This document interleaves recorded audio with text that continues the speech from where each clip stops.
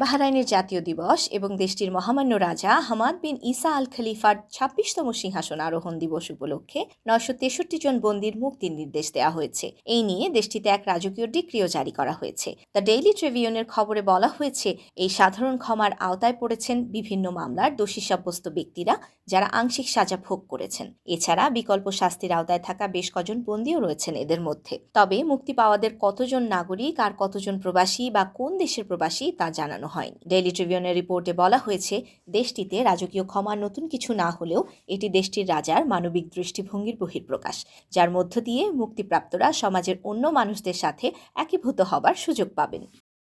সৌদির তাবুক অঞ্চলের জাবাল আল লজে ভারী তুষারপাত ঘটেছে, সেই সাথে ছিল দমকা বাতাস। অঞ্চলটিতে তাপমাত্রা নেমেছে -4-এ। সৌদি গেজেটের খবরে বলা হয়েছে, ট্রোজেনা উচ্চভূমিতে তুষারপাতের পাশাপাশি হালকা বৃষ্টিপাতও হয়েছে। বিরবেন হিরমাস, আল ওয়াইনা, হালা তাম্মার এবং শিগরির কেন্দ্রস্থল এবং তাদের আশেপাশের এলাকায়ও হালকা থেকে মাঝারি বৃষ্টিপাত হয়েছে। তাবুকের জাবাল আল লাউজের তুষারপাত শীতকালীন একটি জনপ্রিয় আকর্ষণ তৈরি করে, যা হিমাঙ্কের তাপমাত্রা সহ ভূদৃশ্যকে তুষারাবৃত আশ্চর্য ভূমিতে রূপান্তরিত করে। শুষ্ক অঞ্চল হওয়া সত্ত্বেও স্থানীয় ও দর্শনার্থীদের ছবি তোলার এবং অনন্য শীতকালীন অভিজ্ঞতার জন্যও আকর্ষণ করে। বুধবারের আবহাওয়া প্রতিবেদনে তাবুক ও হাইল পর্বতমালার কিছু অংশের পাশাপাশি মদিনার উচ্চভূমির উত্তর পূর্ব অংশে হালকা তুষারপাত ও তুষারপাতের সম্ভাবনার ইঙ্গিত দেওয়া হয়েছে। আবহাওয়ার পূর্বাভাসে রাজ্যের পশ্চিম ও দক্ষিণ পশ্চিমাঞ্চলে বিক্ষিপ্তভাবে বজ্রঝড় এবং বৃষ্টিপাতের সাথে আংশিক মেঘলা থেকে মেঘলা আকাশের ইঙ্গিতও দেওয়া হয়েছে।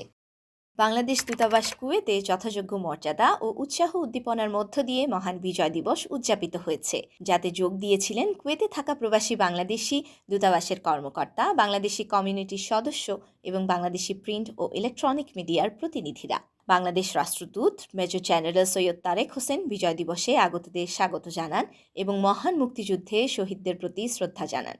স্মরণ করেন ২০২৪ সালের জুলাই-আগস্ট মাসের গণ অভ্যুত্থানের আত্মদানকারীদেরকেও। রাষ্ট্রদূত জানান, ঐক্য ও আত্মত্যাগই বাংলাদেশের জাতিসত্তার মূল শক্তি। মান্যবর রাষ্ট্রদূত তার বক্তব্যে আশা প্রকাশ করেন যে বাংলাদেশের তরুণ প্রজন্মের মেধা, প্রযুক্তির অগ্রগতি, প্রবাসী বাংলাদেশিদের অভিজ্ঞতা ও শ্রম এবং বৈশ্বিক সংযোগ সবকিছু মিলিয়ে বাংলাদেশের সামনে এক উজ্জ্বল সম্ভাবনার দ্বার উন্মোচন করতে যাচ্ছে।